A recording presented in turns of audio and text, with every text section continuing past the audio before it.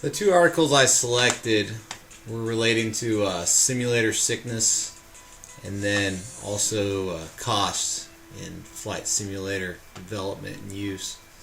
The first article I have here is a Introduction to and Review of Simulator Sickness Research. This came out of the U.S. Army Research Institute, and as you well know, that their prime focus in aviation is with helicopters, so this article does a lot to focus on helicopter use in flight simulator environments. So this article is a comprehensive review of sim sickness, also known as SS, with special emphasis as to how it relates to helicopter training. The author describes the symptoms of SS and the lasting effects that it has on pilots. Literature describes the condition as one that can be adapted to after repeated sim experiences, similar to that of a sailor out to sea for the first time, only to become more and more adept at performing under the same conditions with illness. One of the main findings of this research article is that the SS had no measurable effect on training effectiveness, but it does have a measurable effect on the motivation to perform. This kind of contradicts a little bit of what we read in our book, but the way that he spelled it out was that the evidence states that the effective training transfer occurred up to the onset of SS, and that's where the motivation to perform kind of went offline because obviously the guy's ill. But after the onset of severely degraded pilot motivation to continue, all the training was retained regardless of the severity of the systems. So he describes a situation where you have a pilot that is performing in the simulator, and everything he learns up to the point that he gets sick is retained. It's not a total wash because he gets sick in the sim. The author describes how SS particularly affects helicopter training because of the amount of low altitude training that occurs. And he basically describes the condition of SS as a miscuing of the vestibular and the ocular systems due to a high field of view and lack of motion cues.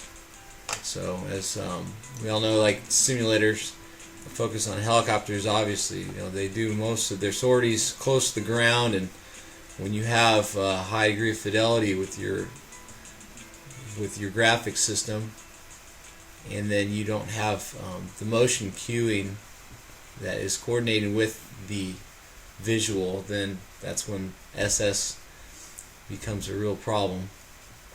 My next article is development of novel low-cost flight simulator for pilot training. I thought this was a pretty neat read.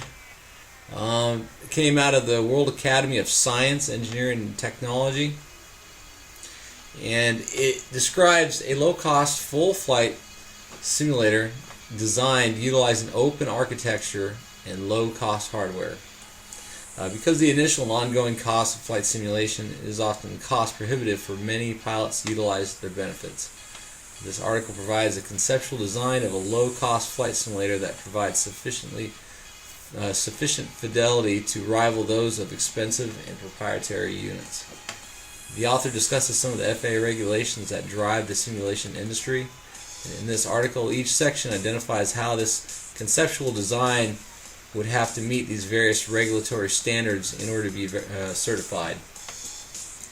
This is a really good read, and it provides a good starting point for anyone that is interested in designing their own full flight simulator.